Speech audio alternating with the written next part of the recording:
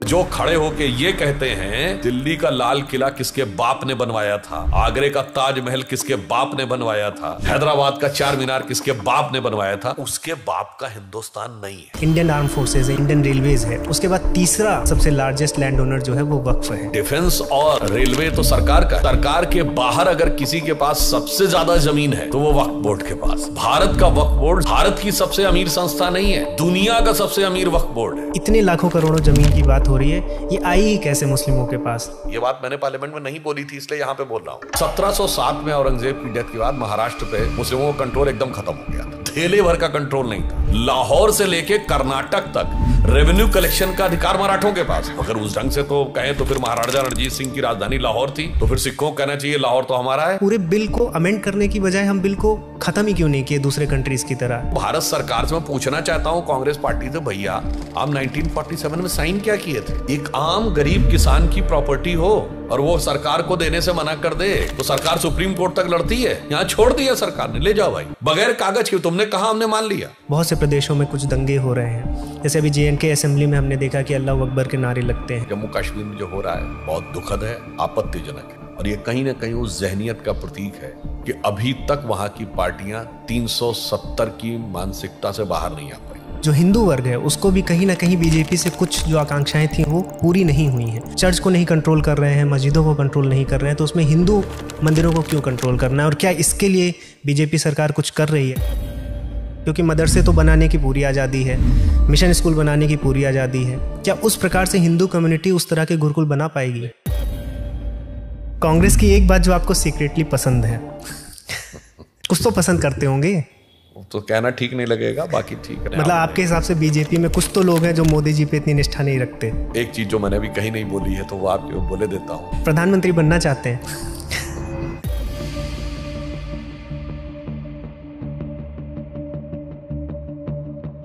सुधांशु जी नमस्कार। नमस्कार। आपका हमारे चैनल पर स्वागत है। अभी हाल में ही हम सभी ने आपकी राज्यसभा में जो स्पीच थी वक्फ अमेंडमेंट बिल को लेकर, पूरे देशवासियों ने सुना है और बिल भी पास हो गया। तो अब पास होने के बाद जन सामान्य को इस बिल के बारे में ज़्यादा रुचि आ गई है। प्रत्येक व्यक्ति जानना चाहता है कि मामला है क्या। इसमें 2-3 मूलभूत प्रश्न हैं जो मैं जनता के बिहाफ पर पूछना चाहता हूं कि अगर एक जन सामान्य को पता करना हो कि ये है क्या, तो इस पॉडकास्ट को उसी से हम प्रारंभ करेंगे। पहला प्रश्न यही है कि जब हम वक्फ के बारे में सुनते हैं, इंडियन आर्म फोर्सेज है या इंडियन रेलवेज है, उसके बाद तीसरा बड़ा सबसे लार्जेस्ट लैंड ओनर जो है वो वक्फ है। इनके क्लेम्स देखेंगे तो पार्लियामेंट तक क्लेम किया हुआ है, महाकुंभ अभी हुआ प्रयागराज में, वो भी क्लेम किया हुआ है। फिर तमिलनाडु से एक गांव की न्यूज़ आती है कि पूरा गांव का गांव क्लेम किया हुआ है। तो ये ज़मीनें वक्फ ने कब खरीदी हैं, इसकी कुछ हिस्ट्री में हमें बताइए। देखिए, इसको अगर आप देखें तो 2-3 चीज़ें। एक, वक्फ की अवधारणा क्या है। वक्फ जो फंडामेंटली है वो, देखिए, मैं कोई ये नहीं दावा करता कि मैं बहुत बड़ा इस्लाम का आलिम फाजिल जानकार हूँ, परंतु इस्लाम में जो 5 प्रमुख कर्तव्य माने गए हैं उन 5 में वक्फ का नाम नहीं है। वह है रोज़ा, कलमा, नमाज, हज और जक़ात। अब ये जक़ात है जिसको दान कहते हैं, जक़ात और खैरात, वहाँ से वक्फ की अवधारणा आती है कि आप किसी को दान करें। और ये शब्द मूलतः अरबिक के वक़ाफ़ से आता है, जिसका अर्थ होता है किसी चीज़ को रिटेन कर लेना, मतलब किसी चीज़ को बांध देना, स्थिर कर देना। अब जो शुरुआती दौर में एक लार्जर स्केल पे, देखिए, 1-2 चीज़ों का दान अलग बात है, पर एक राज्य के स्तर पर जो डोनेशन देने की बात आती थी, तो ससानिड एम्पायर में करीब 7वीं शताब्दी में जब इराक पर कब्जा हुआ है तो दक्षिणी इराक का बहुत उपजाऊ क्षेत्र था, उसको कंट्रोल करके उसको वक्फ किया गया। But that was controlled by state, यानी वो राजा के अधीन माना गया। तो वहां से वक्फ की अवधारणा शुरू होती है। अब जब हम यहां पर आते हैं भारत के संदर्भ में, अगर हम देखें तो एक बात जो मेरे विचार से आपके जो व्यूअर्स हैं उनको समझनी होगी, संसद में भी यह बात रखी गई हमारे राष्ट्रीय अध्यक्ष नड्डा जी की तरफ से, कि वर्तमान में भारत का जो वक्फ कानून है, इस ढंग का प्रावधान दुनिया के किसी भी मुस्लिम देश में नहीं है। मतलब इस्लाम की जन्मस्थली सऊदी अरब में जो वक्फ का कानून है उसमें ऐसा कोई प्रावधान नहीं है कि जहां पे आप कह देंगे वो जमीन आपकी और सरकार केवल मूक दर्शक बनी बैठी रहेगी। इंडोनेशिया का उदाहरण, दुनिया का सबसे बड़ा मुस्लिम देश। टर्की, जहां एक जमाने में खलीफत रही, टर्की के खलीफा। दूसरा बगदाद, जहां खलीफत रही और सीरिया का इलाका, पाकिस्तान बांग्लादेश में नहीं है। तो अब प्रश्न उठता है कि भारत में ऐसा नियम कानून में प्रावधान कैसे बन गए, ये अपने आप में एक प्रश्न का तो सोचने का विषय है, फूड फॉर थॉट है किसी को सोचने के लिए। दूसरा, क्या भारत में ऐसे अधिकार किसी अन्य को थे? ये अपने आप में सोच का विषय है। यानी छोड़ दीजिए, वो हिंदू मुस्लिम को छोड़ दीजिए, क्या ऐसा अधिकार क्रिश्चियन संस्थाओं को है? नहीं है। सिख को है? नहीं है। बौद्धों को है? नहीं है। जैन, पारसी, यहूदी, बहुत छोटी छोटी माइनॉरिटीज, इनको किसी को अधिकार नहीं है। तो अपने आप में एक प्रश्न उठता है कि ये इस ढंग के विचित्र अधिकार आए कैसे? और जो भी आपने बोला कि डिफेंस और रेलवे के बाद सबसे ज्यादा जमीन अगर है तो वक्फ के पास है, परंतु यह सत्य का पूर्ण प्रस्तुतिकरण नहीं है। डिफेंस और रेलवे तो सरकार का है। पिक्चर यह है कि सरकार के बाहर अगर किसी के पास सबसे ज्यादा जमीन है तो वो वक्फ बोर्ड के पास है। दूसरा, भारत का वक्फ बोर्ड जमीन के लिहाज से भारत की सबसे अमीर संस्था नहीं है, दुनिया का सबसे अमीर वक्फ बोर्ड है। दुनिया में किसी भी देश के वक्फ बोर्ड के पास इतनी जमीन नहीं है। 57 मुस्लिम देशों को मिला लिया जाए तो किसी के पास इतनी जमीन नहीं है जितने भारत के वक्फ बोर्ड के पास। अच्छा, अब आप आइए, उसमें भी एक अपने आप में प्रश्न है। अगर आप द एवोल्यूशन ऑफ प्रोसेस देखें, भारत में एक वक्फ बोर्ड में एक नया कॉन्सेप्ट डाला गया, जिसको कि बहुत से लोगों का मानना है कि यह मूल धार्मिक भावना से प्रेरित कॉन्सेप्ट नहीं है, वक्फ वल औलाद। यानी आपने अपनी प्रॉपर्टी को वक्फ तो कर दिया, पर उसका जो मुतवली है, यानी मैनेजमेंट आपके ही परिवार के पास रहेगा, आपकी औलाद के पास रहेगा। तो ये तो एक बड़ी विचित्र अवधारणा हुई कि मैंने पैसा तो मंदिर को दान कर दिया, मगर पैसा मेरा ही रहेगा, मतलब उसको मेरा ही परिवार यूज कर सकेगा। अब उस कारण से भी कई समस्याएं भी आ रही हैं। उसका उद्देश्य क्या था कि गवर्नमेंट उसको न ले सके, कोई दूसरा उसको यूज न कर सके, मुझे मान लीजिए नहीं बांटना था अपने लोगों के बीच में, या बेटियों को नहीं देना था, whatever the reason would have been. तो हमने एक तरीके से उस पर कैविएट लगा दिया कि कोई भी दूसरा उसको यूज नहीं कर सकता है, मगर वो मेरी प्रॉपर्टी बन के रहेगा। अब इस कारण से समस्या क्या हुई कि 2-3 पीढ़ी में तो अब परिवार में तो पता चला 20-20, 25-25, 30-30 लोग हो गए। अब मुतवली तो उसमें से एक है, तो उसको लेकर आपस में भी कुछ समस्याएं, झगड़े, मतभेद और वो सारी चीजें। इसकी शुरुआत होती है 1894 में। प्रिवी काउंसिल एक जजमेंट पास करती है कि वक्फ वल औलाद को वो खारिज कर देती है। और उस समय सर सैयद अहमद खान ने भी ये कहा था कि ये मूल इस्लाम की अवधारणा नहीं है, ये शरिया से है, जुड़ा हुआ है वक्फ वल औलाद के बारे में, और उसको उन्होंने मुजार शब्द कहा था। इसके आधार के ऊपर प्रिवी काउंसिल ने उसको रिजेक्ट कर दिया। अब देखिए, यहां से राजनीति की शुरुआत होती है। 1904 में जिन्ना कांग्रेस ज्वाइन करते हैं। 1906 में कैलकाटा कांग्रेस का अधिवेशन होता है और उसमें यह प्रस्ताव पारित होता है, संभवतः पॉइंट नंबर 5वां प्रस्ताव है, जो कहता है कि प्रिवी काउंसिल के जजमेंट में कुछ गलती है, इसको सुधार करने की आवश्यकता है। और इसके बाद 1913 में, अब आप सोचिए, एक वाक्य है कि यह मामला मुस्लिमों का है और मुस्लिम संपत्तियों का है, तो राज्य का इसमें कोई लेना देना नहीं होना चाहिए। Since it is a matter related to Mohammedan to be manage by Mohammedan, so where is the issue of public policy emerges. आपको लगेगा ये शायद अभी जो वर्तमान में संसद में बहस हुई है, इनमें जो विपक्ष के नेता बोल रहे थे, ये उन्हीं में से किसी का बयान है। नहीं, ये अप्रैल 1913 में मोहम्मद अली जिन्ना का इंपीरियल लेजिस्लेटिव काउंसिल में वक्फ के पक्ष में दिया गया बयान है। यानी 1913 से लेकर 2025 तक भाषा नहीं बदली है, वो वही वाली भाषा है। और कांग्रेस के समर्थन से ब्रिटिश गवर्नमेंट से उन्होंने 1913 में वक्फ एक्ट पास करवाया, और फिर वो चलते चलते चलते चलते चलते चलते बहुत सारे परिवर्तन हुए, सभी को पता है। और इसमें कोई वैसी बात नहीं है कि कोई ये कहे कि हमारी सरकार ने इस बारे में ही विचार किया है। पूर्व की सरकारों का भी ऐसा विचार रहा है कि वक्फ की चीज़ों का नियंत्रण सही ढंग से नहीं हो रहा है।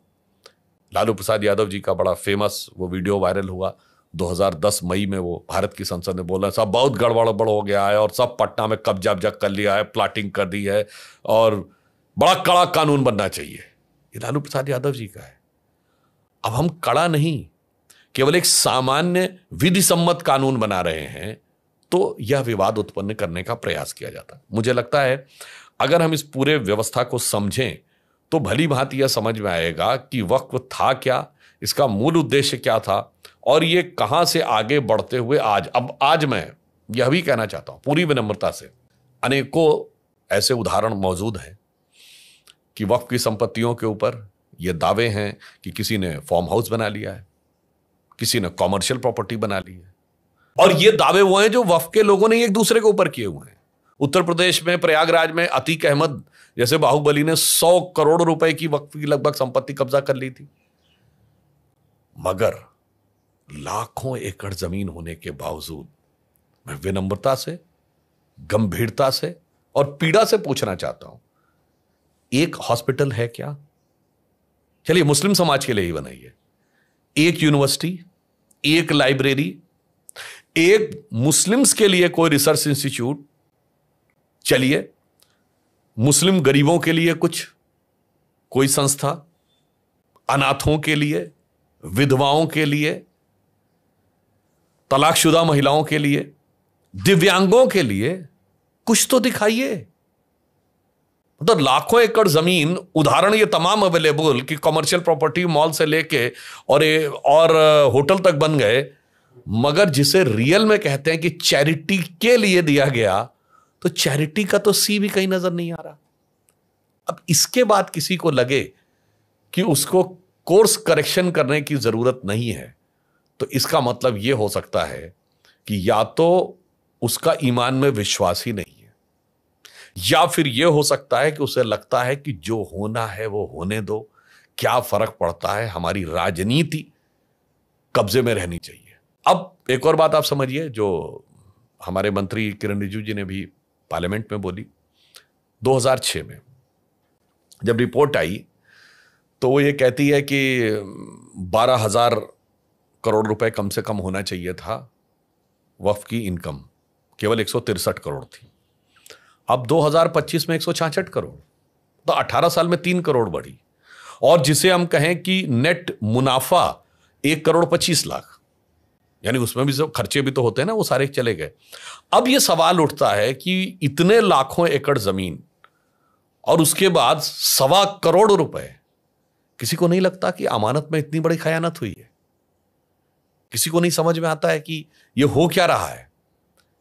और अगर उसमें जरा सा सुधार करने का प्रयास किया जाए तो साहब हमारे उसमें हस्तक्षेप हो रहा है। मुझे लगता है ये ईमानदारी से किया गया कार्य है, जो कि परिस्थितियों को देखकर एक गरीब, जरूरतमंद, ईमान के पक्के मुस्लिम ने यदि अपनी धार्मिक भावना के कारण दिया है। देखिए, हम यहां पे हिंदू मुस्लिम वाला विषय नहीं कह रहे हैं, बहुत साफ बात कह रहे हैं कि एक तरफ वो है जो मैंने पार्लियामेंट में बोला था, एक तरफ वो है वो शरीफ मुसलमान जो शराफत अली है, जिसने सोचा कि भाई मैंने तो ये वक्फ दिया है, यानी मैंने एक प्रकार से ज़कात की तरह ये अपना दिया है और ये कुछ मजहबी अकीदे में यानी धार्मिक पवित्रता में कुछ यूज होगा। और दूसरी तरफ है कि उन लोगों की संपत्ति के जमींदार बनकर बैठे हुए कुछ शरारत खान, जिन्होंने शरारत की और कब्जा कर लिया। आज के हमारे जो विपक्षी दल हैं ये शरारत खान के साथ खड़े हैं और मोदी जी की सरकार शराफत अली के साथ खड़ी है। दोनों में फंडामेंटल डिफरेंस ही है।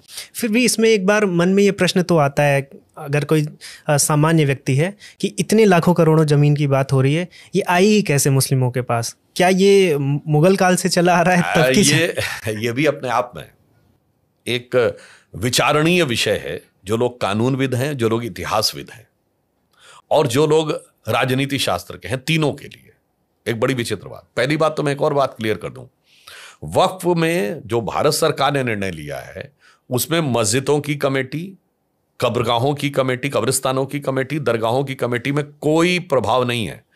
वो एकदम प्राइवेट ट्रस्ट की चलेंगे। उसमें आपको जिसको रखना हो रखिए, किसी गैर मुस्लिम का इशू नहीं, आप चाहें अपने परिवार के लोग रखना चाहें वो आप रखिए।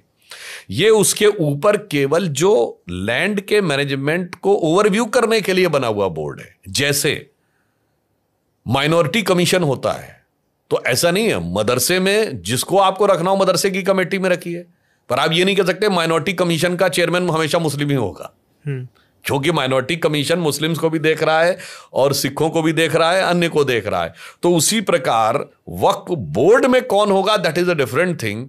आपकी जो पर्सनल रिलीजियस कमिटीज हैं उनमें कौन होगा, दोनों में आपस में किसी प्रकार का कोई मतभेद नहीं है। और इस पे अनेक हाई कोर्ट्स के बहुत क्लियर निर्णय है। 1964 इलाहाबाद हाई कोर्ट ने बहुत क्लियर कट कहा कि वक्फ का जो मुतवली है that is not equivalent to mahant of a mandir, उसका काम रिलीजियस नहीं है। फिर और फर्दर उसको क्लियर किया गया 1976 Bashir Ahmad versus state of Bengal में कलकत्ता हाई कोर्ट ने जजमेंट दिया और उसने कहा कि ये प्योरली सेकुलर कैरेक्टर का है, इसका धार्मिक से कोई मतलब नहीं है। Article 26 2A of the constitution वाले मैटर से इसका कोई उस प्रकार का संदर्भ नहीं है। 1993 में केरला हाई कोर्ट ने कहा कि ये जो है ये एक मैनेजमेंट, लैंड के मैनेजमेंट का विषय है, इसका धर्म के साथ किसी प्रकार का कोई लेना देना नहीं है, धार्मिक चीजें अलग हैं, उससे इंडिपेंडेंट चल रही है। ये जो घालमेल करने का प्रयास। अब जो आपने प्रश्न किया, बड़ी सिंपल सी बात है। 1707 में औरंगजेब की डेथ के बाद महाराष्ट्र पे मुस्लिमों का कंट्रोल एकदम खत्म हो गया था। धेले भर का कंट्रोल नहीं था, मतलब धेले भर का कंट्रोल में शब्द प्रयोग कर रहा हूं। उसके बाद मराठों का कंट्रोल इतना हो गया था कि महाराष्ट्र तो छोड़िए, लाहौर से लेके कर्नाटक तक रेवेन्यू कलेक्शन का अधिकार मराठों के पास था, जिसे आप कहते हैं सरदेशमुखी, यानी the authority of controlling the land and getting the revenue. कब तक? टिल 1818।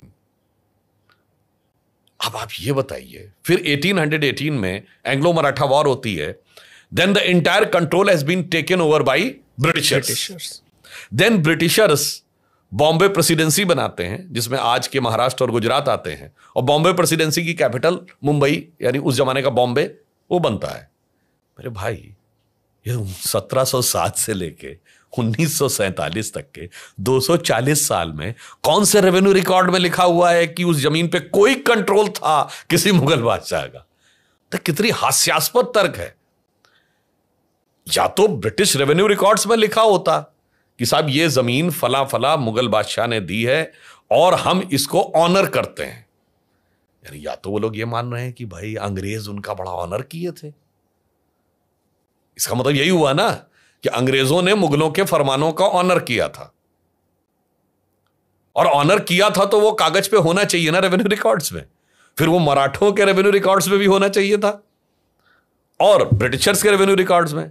अन्यथा अचानक 1707 के बाद 1947, 240 साल के बाद, 240 साल के बाद नहीं, 2013 के बाद तमाम प्रकार के दावे उभरने लगे। ये अपने आप में लगता है कि इन चीजों का तार्किक और कानूनी अधिकार ऐतिहासिक परिप्रेक्ष्य में देखने पे बिल्कुल निराधार नजर आने लगता है। सुधांशु जी, इसमें बात चल रही है वक्फ की और अमेंडमेंट बिल तो आया, फिर ये प्रश्न उठता है कि अभी हमने बहुत ढेर सारे इस्लामिक कंट्रीज़ की बात की कि जहाँ पर वक्फ बोर्ड है भी नहीं, कुछ एक आध या फिर और भी कंट्रीज़ में होगा जहाँ पर मैनेज हो रहा होगा, तो जब इस ढंग के प्रावधान नहीं है। हाँ, इस ढंग के प्रावधान नहीं होंगे, तो भारत में भी जब अभी जैसे हमने बात की कि सरकारें बदलती हैं, रूलर बदलता है, उसके बाद आप ज़मीनी स्तर पर ज़मीन किसकी, आप कैसे, ऐसे तो फिर आप इतिहास में जा रहे हैं तो मुगल काल पे क्यों रुक रहे हैं, आप और पीछे जाइए तो फिर हिंदू कहेगा कि मेरी ज़मीन है। तो जब इस तरह से ये चीज़ें चल रही हैं तो ये पूरे बिल को अमेंड करने की बजाय हम बिल को ख़त्म ही क्यों नहीं किए दूसरे कंट्रीज़ की तरह, इसमें अमेंडमेंट तक ही क्यों रुके?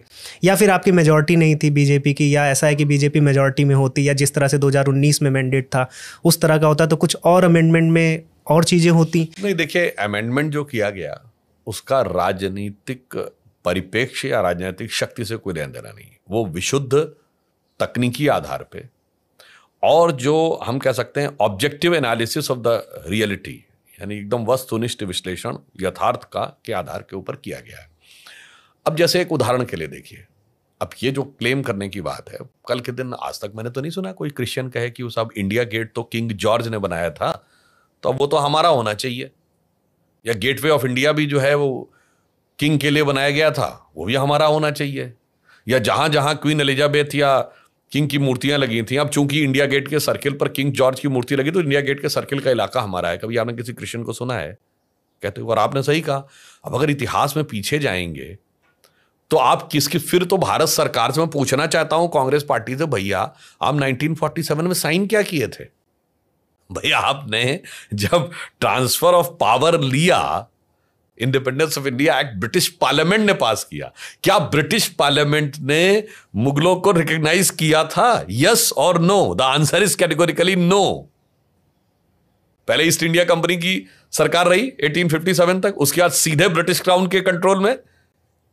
या तो आप कहो ना कि अंग्रेज और मुगल मिले हुए थे और दोनों ने उसको रिकॉग्नाइज किया था, और अब भारत की सरकार कहती है दोनों के फरमान हम मानेंगे। यही तो हुआ कहने का मतलब। या फिर अगर ब्रिटिशर्स ने रिकॉग्नाइज नहीं किया और आपने ब्रिटिशर्स से लिया, तो ये अचानक बीच में गैप के बाद ये पीछे की चीजें कहां से आने लगी? अब अगर उस ढंग से तो कहें तो फिर महाराजा रणजीत सिंह की राजधानी लाहौर थी, तो फिर सिखों को कहना चाहिए लाहौर तो हमारा है। बताइए, हैं, वो तो काबुल तक था। तो इस ढंग की बातें मुझे लगता है कि कांग्रेस ने वोट बैंक की, तो मैं बहुत राजनीतिक दृष्टि से नहीं बोलना चाहता, पर यह वोट बैंक की तुष्टीकरण की राजनीति की पराकाष्ठा थी।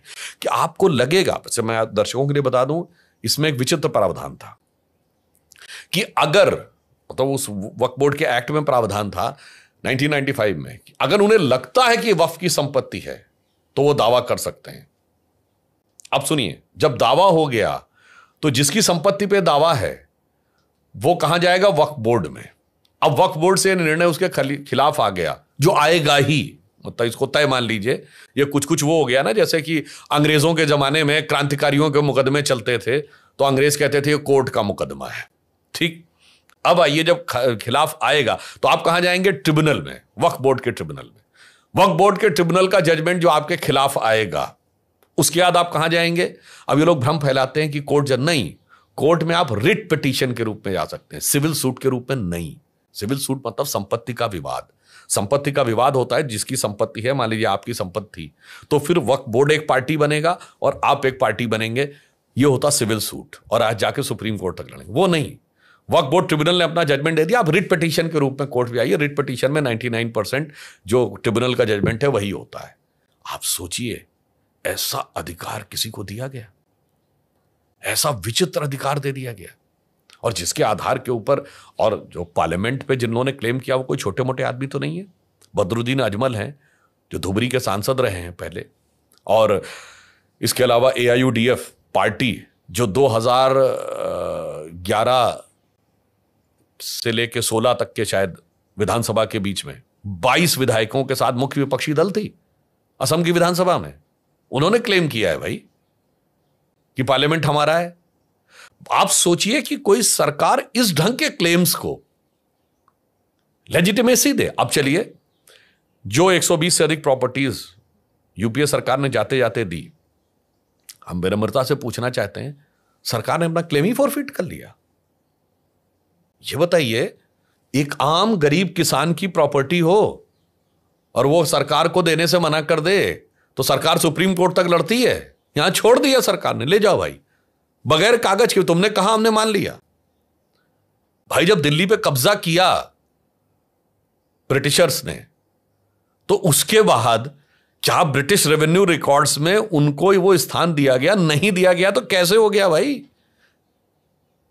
अब बताइए, कोई कहानी बताता है। अब सोचिए, पंजाब हरियाणा के क्षेत्र में 1707 के बाद 1739 में तो दिल्ली को आके नादिर शाह ने तबाह कर दिया। 1764 में अहमद शाह अब्दाली, 1761 में, 1764 में बक्सर हारने के बाद 1765 में इलाहाबाद की संधि होती है, जिसमें शाह आलम से सारी जमीन अंग्रेज लिखवा लेते हैं। भैया अचानक पीछे से कहां से आने लगा? इसलिए मैं कहना चाहता हूं, जो कानूनविद हैं, जो राजनीतिज्ञ हैं, उन लोगों को भी इस पर विचार करना चाहिए कि इस ढंग के दावों की नैतिकता क्या है, ऐतिहासिकता क्या है और वैधानिकता क्या है, या ये सिर्फ मजाक बनाया गया बाबा साहब अंबेडकर के संविधान का। इसमें क्विकली एक क्वेश्चन और लेना चाहूँगा, क्योंकि जब से वक्फ बिल पास हुआ है, हम कितनी भी एनालिसिस करें, और जिनको एनालिसिस करनी है, जैसे आप हैं या फिर और लोग हैं जो इसमें जुड़े हुए हैं, राजनीति में हैं, जिनका ये दायित्व तो बनता है कि बहुत अच्छे से चीज़ों को समझा जाए और उसके बाद बिल पास हो। बिल पास होने के बाद अभी पिछले कुछ दिनों से हम देख रहे हैं कि बहुत से प्रदेशों में कुछ दंगे हो रहे हैं। जैसे अभी JNK असेंबली में हमने देखा कि अल्लाह अकबर के नारे लगते हैं। फिर मणिपुर में आप ही की पार्टी के एक नेता हैं अशकर अली, उनका घर जला दिया गया। तो यहाँ पर मुझे ये भी समझना है, क्योंकि ठीक है, हम पास्ट में जाते हैं, इतिहास की बात करते हैं और फिर जो प्रेजेंट में बहुत सी चीज़ें ख़राब हो रही हैं उनको सही करने के लिए हम एक बिल पास करते हैं। क्या यहाँ पर आप ये मानते हैं कि भारत सरकार से कोई कमी रह गई इस बिल को समझाने में, या फिर अभी बीजेपी सरकार मुस्लिमों के बीच में उतना विश्वास नहीं बना पाई है? यहाँ पे देखिए, मैं कहना चाहूँगा जम्मू कश्मीर में जो हो रहा है वो बहुत दुखद है, आपत्तिजनक है, भर्त्सना योग्य, और ये कहीं ना कहीं उस जहनियत का प्रतीक है कि अभी तक वहां की पार्टियां 370 की मानसिकता से बाहर नहीं आ पाई। 370 में क्या था? यही होता है कि भारत की संसद से कोई भी कानून पारित होगा वो जम्मू कश्मीर पे लागू नहीं होगा तब तक जब तक जम्मू कश्मीर की विधानसभा उसे लागू ना करे। यानी भारत में एकमात्र राज्य था जहां की विधानसभा संवैधानिक दृष्टि से संसद से ऊपर थी। तो मुझे लगता है आज भी वो जहनियत में पैबस्त है कि पार्लियामेंट ने पारित कर दिया तो क्या हुआ, हम तो उससे सुपीरियर हैं। परंतु अब यह वक्त बदला, और जो लोग ये कह रहे हैं, मैं पूछना चाहता हूं संविधान के तथाकथित रक्षकों से, अगर राज्यों की विधानसभाएं संसद से पारित कानून के विरुद्ध बोलती या प्रस्ताव पारित करती हैं तो संविधान खतरे में है कि नहीं? संवैधानिक दृष्टि से संसद से पारित किसी कानून के विरुद्ध किसी राज्य विधानसभा को बोलने का अधिकार नहीं है। ठीक वैसे ही जैसे किसी राज्य विधानसभा से पारित किसी कानून के विरुद्ध किसी नगर पालिका या जिला पंचायत को प्रस्ताव पारित करने का अधिकार नहीं है। बहुत क्लियर कट 74th और 73rd कॉन्स्टिट्यूशन अमेंडमेंट के बाद 3 टियर ऑफ गवर्नमेंट है, राजीव गांधी के जमाने में हुआ था। सेंट्रल, स्टेट और डिस्ट्रिक्ट तीनों की पावर्स डिफाइन है, पर डिस्ट्रिक्ट गवर्नमेंट कभी भी सेंट्रल गवर्नमेंट के अगेंस्ट, स्टेट के अगेंस्ट नहीं जा सकती, और स्टेट गवर्नमेंट सेंट्रल के अगेंस्ट नहीं जा सकती। संविधान को आप धज्जियां उड़ा रहे हैं अगर इस प्रकार की बात कर रहे हैं तो राजनीति के लिए कुछ भी करेंगे। अब देखिए, जो आपने बात कही, समझाने की बात नहीं है, यहां भड़काने की बात है।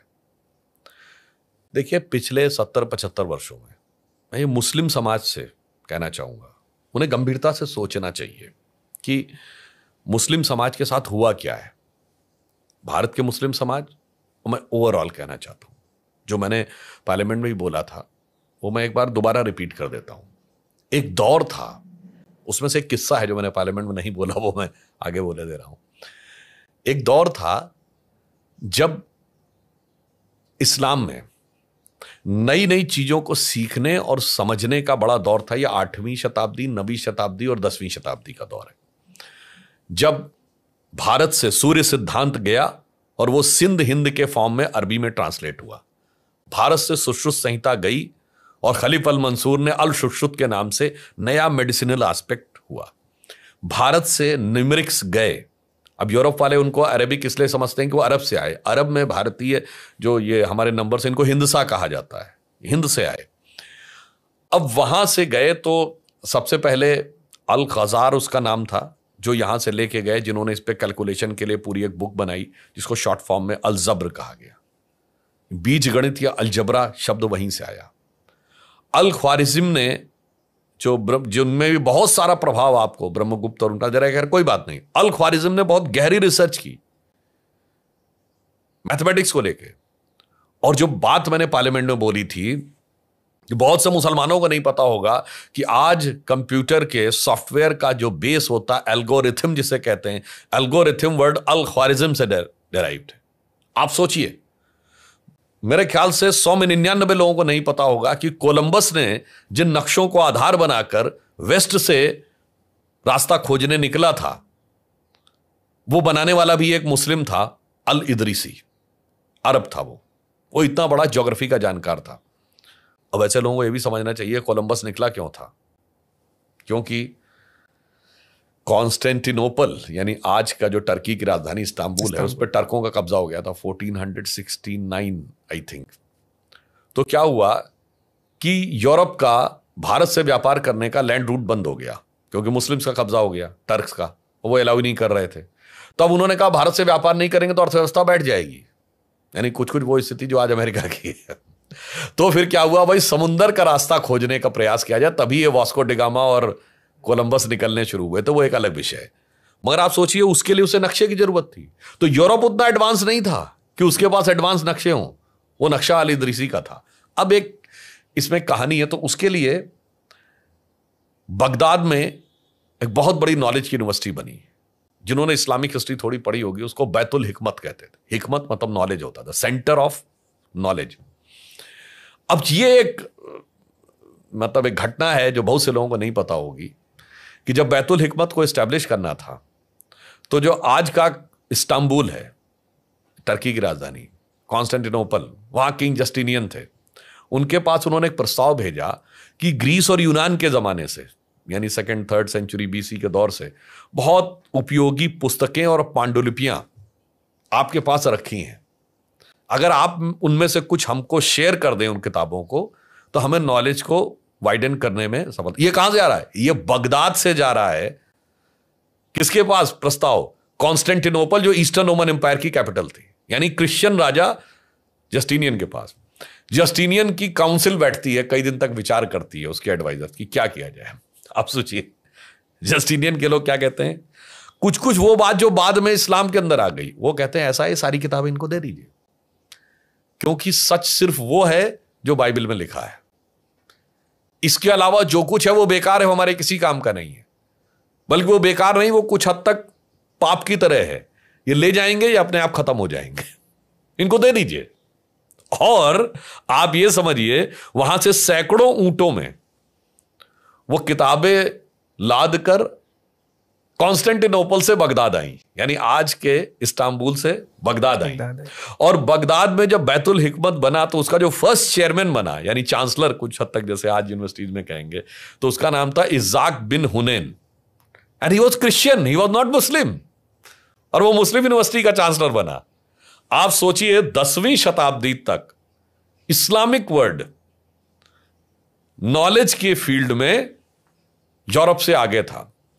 11वीं 12वीं शताब्दी के बाद, देखिए मैं कोई उतना गहरा जानकार नहीं, पर जो लोग थोड़ा बहुत कुछ अशरी मूवमेंट शुरू हुआ, उसके बाद फिर धीरे धीरे धीरे धीरे ऐसी कट्टरता आनी शुरू हुई कि यानी वही विचार जो जस्टिनियन की काउंसिल ने दिया था वैसा ही वो उलेमाओं की काउंसिल देने लगी।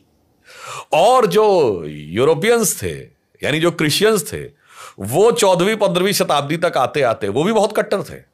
देखिए सबको अच्छी तरह पता होगा गैलीलियो को फांसी और ब्रूनो को मार दिया गया 1600 के आसपास। मगर वहां एक बदलाव की दौर शुरू हुई 16वीं 17वीं शताब्दी में। और इस्लाम में तो एक दौर में यह भी आया कि जब प्रिंटिंग प्रेस आया तो शायद 100-150 साल तक तो उन्होंने छपने नहीं दिया। उन्होंने कहा ये तो शैतानी तरीका है, छापने की जरूरत ही नहीं है। उसमें इस्लामिक वर्ल्ड और पीछे चला गया। और आज मैं इसलिए कहना चाहूंगा, एक वो दौर था इस्लाम की हिकमत का, उसके बाद 700-800 सालों में मैं विनम्रता से पूछना चाहता हूं, एक बताएं इस्लाम में जो कोई साइंटिस्ट निकला हो, आलम इस्लाम की बात कर रहा हूं। आप सोचिए कोविड आया, 57 मुस्लिम देशों में से एक भी ऐसा नहीं था जिसके कोविड वैक्सीन की पहली स्टेज का भी ट्रायल किया हो। एट दी मोस्ट केवल न्यूक्लियर टेक्नोलॉजी पाने में लगे रहते हैं कि एटम बम कैसे हो जाए, मेडिकल में नहीं। हां, एक ही हुआ उसके बाद 600-700 साल के बाद यदि पूरे आलम इस्लाम में कोई साइंटिस्ट हुआ तो डॉक्टर APJ अबुल कलाम। मुझे लगता है कि हर मुस्लिम को उस पर गर्व होना चाहिए कि साहब एक ऐसा साइंटिस्ट। और हुआ क्या, उसको राष्ट्रपति बनाने के विरोध में खड़े थे लोग और नाना प्रकार के आरोप लगा रहे थे। ये वो व्यक्ति जो कि भारत के मिसाइल प्रोग्राम का चीफ रहा, और हमारी सरकार पे आरोप लगाते हैं ना बीजेपी के ऊपर कि विश्वास नहीं है। 98 का पोखरण एक्सप्लोजन, वो दुनिया का पहला पोखरण एक्सप्लोजन था जो होने से पहले अमेरिका को नहीं पता लग पाया। 1974 में भारत ने किया था। भारत के अनाउंसमेंट से पहले अमेरिका और रूस दोनों ने अनाउंस कर दिया था। KGB और CIA दोनों को पता था कि भारत ने किया। यहां शायद 3:15 पे, मुझे आज तक याद है, 11 मई 1998 3:15 बजे के आसपास आके जब अटल जी ने बोला था today India has conducted the nuclear test in Pokhran range, it was a shock for America कि CIA को पता नहीं लग पाया। मगर सिर्फ अटल जी के अलावा तैयारी तो उसकी 35-40 दिन से चल रही थी। 2 लोगों को पता था, एक हमारे डिफेंस मिनिस्टर तत्कालीन श्री जॉर्ज फर्नांडिस और एक डॉक्टर APJ अबुल कलाम। इतना विश्वास, इतना बड़ा साइंटिस्ट। अरे साहब आपको कहना चाहिए था हमें रिवाइव हो रहा है नया, आप उसके खिलाफ। 2007 का साल, 2000, अब दो सोचिए 2007 का साल मुझे क्यों नहीं याद आता है। यह बात मैंने पार्लियामेंट में नहीं बोली थी इसलिए यहां पे बोल रहा हूं। 2007 डॉक्टर कलाम का पहला टर्म खत्म होता है और हमारा यह विचार था कि डॉक्टर कलाम को एक टर्म और मिलना चाहिए। मगर ये सारे सो कॉल्ड सेकुलर दल खिलाफ में खड़े थे। मैं इसलिए भी ये कह सकता हूं कि आज डॉक्टर कलाम नहीं है, मगर उस समय हमारी पार्टी के राष्ट्रीय अध्यक्ष वर्तमान रक्षा मंत्री राजनाथ सिंह जी थे। मुझे व्यक्तिगत आधार पर जानकारी है, कलाम साहब से बात हुई और उनका यह विचार था यदि यूनानिमस हो जाए तो वो तैयार हो सकते थे। तो कलाम साहब के जो सेक्रेटरी थे एमएच खान साहब थे, उनका भी अभी देहांत हो गया पिछले वर्ष, वरना वो भी इस बात को के गवाह थे। मगर तमिलनाडु के होने के बावजूद डीएमके तैयार नहीं था। 40 सांसदों के रहने के बावजूद समाजवादी पार्टी तैयार नहीं थी। चलिए, मगर सेम 2007 का वर्ष है, जाके सारे दर्शक चेक कर लें, अफजल गुरु को फांसी ना दी जाए उसके लिए सब उत्तर से दक्षिण तक एक साथ खड़े थे। सारे यही दल, आग लग जाएगी, ये हो जाएगा, वो हो जाएगा। जम्मू कश्मीर में कांग्रेस के मुख्यमंत्री दौड़कर दिल्ली आ रहे थे कि नहीं अफजल को, जबकि सुप्रीम कोर्ट फांसी की सजा सुना चुका था और उस जजमेंट में लिखा था rare of the rarest crime है, मगर वो राष्ट्रपति के पास 7 साल लंबित रही। यानी 2007 का वर्ष मेरे विचार से जो लोग मुस्लिम पॉलिटिक्स करते हैं उनके लिए एक जोल्ट का ईयर होना चाहिए। आज रेट्रोस्पेक्टिव एनालिसिस का विषय होना चाहिए कि डॉक्टर कलाम जैसा साइंसदान शायद बैतुल हिकमत के बाद कोई अगर पूरे इस्लामिक वर्ल्ड में हुआ, उसको राष्ट्रपति के रूप में दूसरा टर्म न मिले, इसके लिए जो लोग कमर कसे खड़े थे, वही अफजल गुरु की क्षमा याचना हो जाए, उसको फांसी न मिले, इसके लिए खड़े थे। अब सोच लीजिए किसने मुस्लिमों का भला किया है और किसने नुकसान किया है। तीसरा घटना, डॉक्टर कलाम का देहांत हुआ और आप देखिए भगवान ने किस प्रकार की उनको अंतिम क्षण दिया, जिसके लिए लोग कहते हैं ना कि लोग कामना करते हैं कि मृत्यु ऐसी हो कि वो गुवाहाटी में बोलते बोलते अचानक उनकी तबीयत बिगड़ी, वो स्टेज से गिरे और डॉक्टर कलाम का नमाज़े जनाजा और याकूब मेनन का नमाज़े जनाजा एक दिन। याकूब मेनन के लिए क्या क्या स्टेटमेंट्स और कलाम साहब के लिए कितने लोग गए। चलिए कोई बात नहीं, आप कहें नमाज़े जनाजा में नहीं गए, चलो कोई बात नहीं। डॉक्टर कलाम मेमोरियल में कितने नेताओं के आपने फेसबुक पे पोस्ट देखे हैं, सेकुलर नेताओं के। यहीं पे अंतर है। आज की राजनीति में आइए, हमारे बिहार के गवर्नर आरिफ मोहम्मद खान साहब, उनसे बड़ा आलिम फाजिल मुसलमान पॉलिटिक्स में तो नहीं है, तो मैं दावे के साथ कह सकता हूं, कुरान, हदीस, इस्लामिक स्क्रिप्चर्स के ऊपर जो कमांड है, अरबिक और पर्शियन लैंग्वेज के ऊपर जो कमांड है, कोई उनसे बात करने की हैसियत नहीं रख सकता। अच्छे अच्छे मुल्ला, मौलवी, मुफ्ती, मुकर्रम, बारी और हाफिज शायद उतनी पकड़ न रखते होंगे इस्लामिक डेप्थ के ऊपर जितनी कि आरिफ मोहम्मद खान साहब। हमने उनको गवर्नर बनाया हुआ है। आप सोचिए ना कि इस ढंग के वो आपके आदर्श क्यों नहीं बनते भाई। आरिफ मोहम्मद खान साहब से बड़ा आलिम कोई मुस्लिम नहीं होगा आज के जमाने में वो, और दूसरी तरफ तमाम XYZ खड़े होके कुछ भी अनाप शनाप बोलने लगते हैं। ये विचार करने इसमें सुधांशु जी प्रकरण चल रहा है, लेकिन इसमें सबसे ज़्यादा दुख मुझे उन मुसलमानों के लिए लगता है जो संविधान का सम्मान करना चाहते हैं, आदर भी करना चाहते हैं, लेकिन उसी सोसाइटी में, उनकी ही कम्युनिटी में बहुत ढेर सारे ऐसे एक्सट्रीमिस्ट होते हैं जो उन पर अत्याचार करते हैं। इस समस्या के विषय में आपने सोचा है क्या? देखिए, एक सकारात्मक पक्ष भी है। पहली बार ऐसा हुआ है पिछले कुछ वर्षों में, मोदी जी की सरकार आने के बाद, जब मुस्लिम समाज के अंदर भी एक वर्ग मुखर होकर सामने आ रहा है जो ईमानदारी से राष्ट्रवादी विचारों के साथ आकर खड़ा हो रहा है। निश्चित रूप से जिन लोगों ने पूरी सरमाएदारी कर रखी थी कि मैं ही one and exclusive copyright holder हूं, जैसे आपको ध्यान हो WTO आने के बाद, वैसे तो अब आजकल तो जिस रंग का टैरिफ वॉर चल रहा है इज अ डिफरेंट थिंग, रोज ही एक MRTP आया था, monopolies and restrictive trade practices act. तो भाई किसी की मोनोपोली नहीं होनी चाहिए, तभी तो मार्केट सही चलती थी। मतलब वो बिजनेस के संदर्भ में था या मैं पॉलिटिक्स संदर्भ में कह रहा हूं। कुछ लोगों ने मोनोपोली बना ली थी, अब उन्हें बुरा लग रहा है। जो मुस्लिम पॉलिटिक्स की मोनोपोली बनाए हुए थे उन्हें बुरा लग रहा है, तो वो लोग उनके ऊपर घातक हमले तक कर रहे हैं, सब कुछ कर रहे हैं। मगर किसी को कोई लोकतंत्र खतरे में नजर नहीं आता है, अभिव्यक्ति की स्वतंत्रता खतरे में नजर नहीं आती। अरे सरतन से जुदा का भी नारा हो जाए तो वो सेकुलर संगीत की तरह नजर आता है। मगर अगर कोई व्यक्ति कुछ भी थोड़ा सा बोल दे, अरे यहां पर तो बिल्कुल भयानक स्थिति, मतलब सोचिए ये प्रश्न किया जाता है कि साहब यात्रा जो है वो मस्जिद के सामने से निकल कैसे सकती है। एक नहीं अनेक टीवी चैनल्स पे आपने लोगों को बैठे सुना होगा, जब उन्हें पता था कि माइनॉरिटी इलाका है तो वहां से क्यों गुजरे। What does you mean by minority इलाका? तो ये लोग जो थे, जो बात मैंने पार्लियामेंट में भी बोली थी, एक दो सांसदों ने कहा था ना, वो राहत इंदौरी की वो फेमस नज्म का कि सभी का खून है शामिल यहाँ की मिट्टी में, किसी के बाप का हिंदुस्तान थोड़ी है। वैसे तो उसकी पहले वाली लाइन अब मैं उनके ऊपर लागू करता हूं कि अगर हैं खिलाफ तो खिलाफ होने दो, ये सब धुआं है, कोई आसमान थोड़ी है। और जो तुम्हारे दिल में है बस वही सदाकत है, सभी के दिल में तुम्हारी जुबान थोड़ी है। अब तुम चाह रहे हो कि पूरे मुसलमानों के दिल में तुम्हारी जुबान हो, तो मैं बस साफ कहना चाहता हूं ये सही है, किसी के बाप का हिंदुस्तान नहीं है। ये उसके बाप का हिंदुस्तान है जो इस देश को अपना मानता है, जो इस देश के लिए खून बहाने को तैयार है। ब्रिगेडियर मोहम्मद उस्मान से लेके वीर अब्दुल हमीद तक के बाप का हिंदुस्तान है।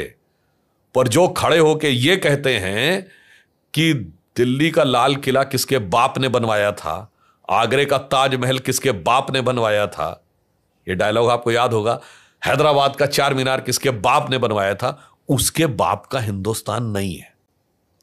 ये मुगलों को अपना बाप मानने वाले चंद मुस्लिमों के ठेकेदारों और मुगल विरासत को छोड़कर भारत की परंपरा के साथ खड़े होने वाले मुस्लिम समाज के लोगों के बीच का भी यह संघर्ष है। मैं उदाहरण के लिए बताना चाहता हूं, जो बात मैंने वहां भी बोली थी उसको और फर्दर एलेबोरेट कर देता हूं। देखिए, जिसको आप सो कॉल्ड गंगा जमुनी तहजीब कहते हैं, पार्लियामेंट में बहुत तेजी से बोलने में वो उतना वक्त नहीं मिला था। ये गंगा जमुनी तहजीब की शुरुआत कहां से हुई? दारा शिकोह ने, जो औरंगजेब का बड़ा भाई था और शाहजहां ने उसी को डिजिग्नेटेड सक्सेसर बनाया था, वली अहद सल्तनत, उसने किताब लिखी मंजुमल बहरीन फारसी में, जिसका मतलब होता है दो समुद्रों का मिलन, जिसमें उसने इस्लाम और भारत के बीच में बहुत, अब उसमें तो उसने ऐसी बात भी लिख दी थी जो आज के किसी मौलानाओं को बड़ा नागवार गुजर जाएगी। उसने कहा कि इस्लामी मान्यता में माना जाता है कि कोई एक मूल सोर्स है नॉलेज का, जहां वास्तविकता में आध्यात्मिक ज्ञान है, तो शायद वो उपनिषद है। फिर उसने संस्कृत सीखी और उसको संस्कृत सिखाने वाले जो पंडित थे उनका नाम था पंडित राज जगन्नाथ, और फिर उसने उपनिषदों का फारसी में ट्रांसलेशन कराया और उसका नाम था रखा उस बुक का Sirre Akbar. Sirre Akbar means words of God. अब आप देखिए कि मुस्लिम कहां से छटक के और कहां खड़े हो गए आके। ये जो पर्शियन में ट्रांसलेशन हुआ उपनिषदों का सिर्रे अकबर, जो दारा शिकोह ने करवाया, यहां से ट्रांसलेशन हुआ लैटिन में। उस लैटिन से जाके फर्स्ट यूरोपियन लैंग्वेज में ट्रांसलेशन हुआ, जो आर्थर शोपेनहावर ने जर्मन में किया। और आर्थर शोपेनहावर ने जब उपनिषदों को पढ़ा तो उसने कहा कि Upanishadic philosophy is the product of highest human wisdom. कोई जाके चेक कर ले, मैं दर्शकों से कहता हूं जाके नेट पे चेक कर लीजिए, आर्थर शोपेनहावर के जो वर्क्स हैं उनको पढ़ लीजिए। उसने ये कहा कि विश्व का सबसे विकसित मस्तिष्क देखना है तो भारतीय आकाश के नीचे आना होगा। ये आर्थर शोपेनहावर ने कहा, जर्मन। अब आप सोचिए वहां से चीजें कहां गई, वहां से फिर जब इंग्लिश में ट्रांसलेट हुई तो कहां पे पहुंची। आज के जब कोई साइंटिफिक बात आती है तो अगर एक आम व्यक्ति जो साइंस नहीं भी जानता है वो एक फ्रेज यूज करता, अरे भाई इसमें कोई रॉकेट साइंस है क्या, यानी रॉकेट साइंस सबसे कठिन साइंस मानी जाती है। तो एक उदाहरण दिया जाता, अरे इस चीज में कोई रॉकेट साइंस है क्या। अब रॉकेट साइंस का फादर ऑफ रॉकेट साइंस किसको माना जाता है? एक जर्मन था, वर्नर वॉन ब्रॉन। अब देखिए जर्मन में ही उपनिषदों का ट्रांसलेशन हुआ है आर्थर शोपेनहावर में, और वॉन ब्रॉन वो जो first scientist who has made the rocket engine. अब वर्नर वॉन ब्रॉन जिसको अपना गुरु मानता था, यानी फादर ऑफ रॉकेट साइंस जिसको अपना गुरु मानता था, उसका नाम था हरमन ओबर्थ, वो भी जर्मन था। और हरमन ओबर्थ ज्ञान के लिए उपनिषदों को पढ़ता था।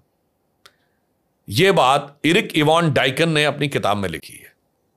अब देखिए इसमें वर्नर वॉन ब्रॉन भी विदेशी हैं, हरमन ओबर्थ भी विदेशी हैं, इरिक इवान डाइकन भी विदेशी हैं, और वो ये साबित कर रहे हैं कि उपनिषदों से ज्ञान ले रहा है। इसमें इंडियन कोई नहीं है और संघी भाजपाई तो कोई भी नहीं है। यह बात भली भांति सारे दर्शकों समझ। सोचिए, यहां से नॉलेज का जो ट्रैक गया उसको पकड़कर यूरोप में किस लेवल का डेवलपमेंट हुआ, और मुस्लिम दारा शिकोह को छोड़कर औरंगजेब के साथ खड़े हो गए। Cutting across the party line Muslim नेता औरंगजेब के साथ खड़ा है। आर्टिफिशियल इंटेलिजेंस की एज में, एआई की एज में औरंगजेब के साथ खड़े हैं। और सुनिए, इतना ही नहीं, दलगत भावना से ऊपर उठ के कहा जाता है ना देश के हित में, तो दलगत भावना से ऊपर उठ के औरंगजेब के हित में खड़े हैं। समाजवादी पार्टी के नेता खड़े हैं अबू आजमी, तो कांग्रेस के नेता राशिद अल्वी, तो कांग्रेस के नेता इमरान मसूद, तो कांग्रेस के नेता इमरान प्रतापगढ़ी, तो असदुद्दीन ओवैसी, उनके अकबरुद्दीन ओवैसी जाके वहां मरसिया पढ़ दे रहे हैं, इमरान प्रतापगढ़ी पढ़ के ही आए हुए हैं। आप सोचिए, वो एल्गोरिथम की जनक जो कौम होती थी, उसका एल्गोरिथम ऐसा डिस्टॉर्ट हुआ कि वो दारा शिकोह से हट के औरंगजेब के साथ खड़े हो गए। फिर कहते साहब हमारा मुस्तकबिल खराब था, हमारे साथ बुरा हो रहा। मेरे भाई, अपनी आंखों खोलो, देखो। जैसे वो पुराना भजन था ना, तोरी गठरी में लागा चोर मुसाफिर मन की आंखें खोल, तो उन्हें देखना चाहिए। यहां मैं एक और बात भी कहना चाहता हूं। भारत में जो लोग सो कॉल्ड गंगा जमुनी तहजीब कहते हैं, ये अभी पद्मावत मूवी आई थी जिसको लेकर शुरू में कंट्रोवर्सी भी हुई थी, पर कितने लोगों को पता है कि उसमें लिखा हुआ ना कि it is based on epic Padmavat. वो इपिक पद्मावत किसने लिखा है? मलिक मोहम्मद जायसी ने लिखा है, और उन्होंने अलाउद्दीन को क्रूर लिखा है। तो मलिक मोहम्मद जायसी की जयंती मनाते कभी आपने सुना? जिसने राणा रतन सिंह के शौर्य का वर्णन किया और अलाउद्दीन को क्रूर लिखा। अब आप आइए, इतने बड़े कृष्ण भक्ति के कवि आलम शेख, जिनके बारे में कहा गया, उनकी प्रशंसा में कहा गया, आलम शेख की प्रशंसा में, कि नवरसमय मूरत सदा जिन बरने नंदलाल आलम आलम वश कियो दय निज कविता जाल। यानी पूरे विश्व को अपने वश में कर लिया, दय निज कविता जाल। वो आलम शेख को जानता ही नहीं होगा कि आलम शेख कहां के रहने वाले थे, उनका कहां पे था। अब्दुल रहीम खान खाना, इतने बड़े कवि, शायद 10 में से 9 लोगों को ना पता हो कि उन्होंने संस्कृत में भी एक वो लिखी है किताब, और वो भी शुद्ध वैदिक ज्योतिष पे, खेट कौतुकम। अब्दुल रहीम खान खाना की जयंती मनाते आपने कितना सुना किसी को? आप सोचिए, जिनका मैंने नाम लिया था, सैयद इब्राहिम रस खान, ये तो कृष्ण भक्ति के इतने बड़े कवि माने जाते हैं, और ऐसा माना जाता है इनका जन्म शायद काबुल में हुआ था, और उनकी समाधि अभी भी वृंदावन में है। एक तो सोचिए, उन्होंने क्या कहा, मुस्लिम होके ये कहा कि मैं कृष्ण भक्त इतना बड़ा हूं कि मेरा एक जन्म मुझे पर्याप्त नजर नहीं आ रहा है। तो मुस्लिम होके कहा मेरा अगला जन्म हो। अगला जन्म हो तो क्या हो कि अगर मैं मनुष्य के रूप में जन्म लूं तो ग्वाल बालों के बीच में, पशु के रूप में जन्म लूं तो नंद बाबा की गायों के बीच में, पत्थर के रूप में जन्म लूं तो उस गोवर्धन पर्वत पे जिसको भगवान कृष्ण ने उठाया था, और पक्षी के रूप में जन्म लूं तो जमुना जी के तट पर, कालिंदी के तट पर, किसी कदम्ब के वृक्ष पर जिसके नीचे भगवान कृष्ण मुरली बनाया करते थे। और ये रस खान ने लिखा कि वो जिसकी मैंने 2 ही लाइन पार्लियामेंट में बोली थी, यहां वो पूरा अगर पद देखें, मानुस हो तो वही रस खान, बसों ब्रज गोकुल गांव के ग्वारन, जो पशु हो तो कहा बस मेरो, चरो नित नंद की धेनु मझारन, और पाहन हो तो वही गिरी को, जो धरो कर छत्र पर अंदर धारन, और जो खग हो तो बसेरो करूं कहूं कालिंदी कूल कदम्ब की डारन। किसी को रस खान की जयंती मनाते सुना? नहीं। आपने अपना एल्गोरिथम ही बदल लिया। आप कभी इनके साथ जुड़े ही नहीं, आप बाबर तुगलक औरंगजेब के चक्कर में पड़े हुए हैं। तो आज मेरा मानना है कि ये इस्लाम के अंदर भी, जो भारत के अंदर मुस्लिम वर्ग है, इसके अंदर 2 लोगों के बीच का संघर्ष है। जैसे हम लोग राष्ट्रवादी थे, पहले तो एक दौर था भारतीय समाज में भी हम लोग बड़े छोटे थे, 2 सीटों वाली पार्टी थे, सब आगे दबाया, ये क्या बेवकूफ़ी की बात कर रहे हैं, इनके बस की कुछ नहीं है, ये कभी सत्ता में नहीं आएंगे। क्या क्या नहीं सहा है संघ के लोगों ने। लोग मारे गए हैं, ट्राइबल एरियाज में मारे गए हैं, आतंकवादियों के द्वारा मारे गए, अपमानित किए गए हैं। अरे हम लोगों ने छात्र जीवन में देखा है, स्कूल में वो अलॉट नहीं होता था, विद्यार्थी परिषद को देने में आनाकानी की जाती थी कि आप लोग आरएसएस से जुड़े संगठन है, आपको हॉल नहीं अलॉट करेंगे। कांग्रेस की रिजीम होती थी। आप सोचिए, वैसे ही आज दौर है, 2 धाराएं हैं। एक धारा वो है जो सैयद इब्राहिम रस खान, अब्दुल रहीम खान खाना, मलिक मोहम्मद जायसी, और दारा शिको से शुरू होती है, अशफाक उल्ला खां, ब्रिगेडियर मोहम्मद उस्मान, वीर अब्दुल हमीद और डॉक्टर कलाम पे आके खत्म होती है। दूसरी वो धारा है जो बाबर, तुगलक, औरंगजेब से शुरू होती है, जिन्ना से होती हुई आज आकर याकूब मेनन, इशरत जहां, जाकिर नायक, अफजल गुरु पे आके खत्म होती है। अब ये मुस्लिम समाज को तय करना है कि आप अपना मुस्तकबिल किस धारा की तरफ ले जाना चाहते हैं। हम तो चाहते हैं उस धारा के साथ रहिए जिसने देश का भी कल्याण किया है और आपका भी कल्याण है। आपके पास सुधांशु जी बहुत कम समय रहता है और मैं देख रहा हूँ कि आपको निकलना भी है। क्वेश्चन मेरे पास बहुत ढेर सारे हैं, समय बहुत कम है, तो एक एक 2-2 मिनट में बताइएगा, क्योंकि मुझे नहीं पता अगली बार मैं आपसे कब बातें कर पाऊंगा और दर्शक मेरे ऊपर बहुत भरोसा करते हैं कि मैं उनके क्वेश्चंस आपसे पूछूं। कुछ सीरियस क्वेश्चंस भी हैं जो रेज़ होते हैं, क्योंकि हमने यहाँ पर मुस्लिम समाज की बात की है। कहीं पिछले कुछ सालों में ऐसा मुझे और भारतीय समाज में खासकर जो हिंदू वर्ग है उसको भी कहीं ना कहीं बीजेपी से कुछ जो आकांक्षाएं थी, हो सकता है कि वो पूरी नहीं हुई हैं। उन पर वो प्रश्न रखते हैं जो कि मेरे चैनल के माध्यम से कई लोगों ने पूछे भी हैं और मैंने इस पर चर्चा भी की है। एक प्रश्न ये रखा जाता है कि यदि भारतीय सरकार या बीजेपी गवर्नमेंट, एक सेकुलर गवर्नमेंट तो होती ही है अगर गवर्नेंस की हम बात करें, तो उसमें जब हम चर्च को नहीं कंट्रोल कर रहे हैं, मस्जिदों को कंट्रोल नहीं कर रहे हैं, तो उसमें हिंदू मंदिरों को क्यों कंट्रोल करना है, और क्या इसके लिए बीजेपी सरकार कुछ कर रही है? बिल्कुल, यह निश्चित रूप से यह विचारणीय विषय है, परंतु चूंकि यह विषय न्यायालय में इसमें लोग गए हुए हैं और यह न्यायालय में विचाराधीन विषय है, तो मुझे लगता है इस पर टिप्पणी करना उचित नहीं है। परंतु यह जरूर विचार का विषय है कि जो लोग ये कहते थे कि हिंदू मंदिर तो सही मैनेजमेंट नहीं कर सकते, सरकार का नियंत्रण चाहिए, वही लोग ये कहते हैं कि वक्फ में तो डीएम का हस्तक्षेप भी नहीं चाहिए। जबकि फैक्ट ये बता दूं, 29 लाख एकड़ जमीन पे 166 करोड़ का कुल रेवेन्यू और 1.25 करोड़ का फायदा, मतलब प्रॉफिट, और टैक्स जीरो। टैक्स की तो जरूरत ही नहीं। 2.77 एकड़ के श्री राम जन्मभूमि मंदिर से अब तक 3000 करोड़ की आय और सरकार को 400 करोड़ का टैक्स। इसके बावजूद यह कहा जाना कि मंदिर सही मैनेजमेंट नहीं कर सकते और भारतीय समाज मैनेजमेंट नहीं कर सकता, अगर आप देखें तो कुंभ मेला दिखाई पड़ता है कि किसका मैनेजमेंट है। सरकारों को तो निश्चित रूप से साधुवाद है, उत्तर प्रदेश की सरकार को भी, और कोई आतंकवादी घटना जैसी नहीं हुई इसके लिए केंद्र की सरकार को भी, गृह मंत्रालय को भी, परंतु एक छेड़खानी की घटना भी नहीं हुई, उसकी भी एक एफआईआर नहीं हुई। करोड़ों लोग आए। यह क्या है? यह एक आत्म संयम, एक आत्म अनुशासन है। यह हिंदू समाज का संस्कार है। बाकी जगह होती होंगी, वहां पर मारपीट की घटनाएं भी नहीं हुई कोई रजिस्टर्ड।